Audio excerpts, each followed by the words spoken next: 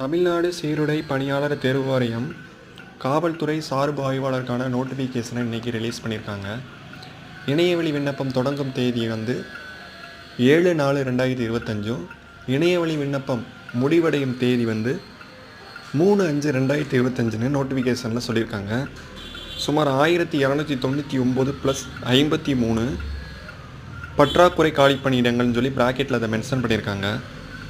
இதுக்கு வயது பார்த்துக்கிட்டிங்கன்னா 20 வயது நிறைவடைந்தவராகவும் 30 வயசுக்குள்ளேயும் இருக்கணும்.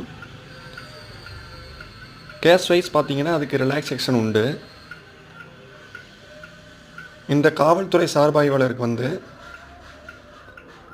6லேருந்து 12 வரை உள்ள ஸ்கூல் புக்கை கவர் பண்ணாலே மேக்ஸிமம் இந்த ரிட்டன் எக்ஸாமை கிளியர் பண்ணிடலாம்.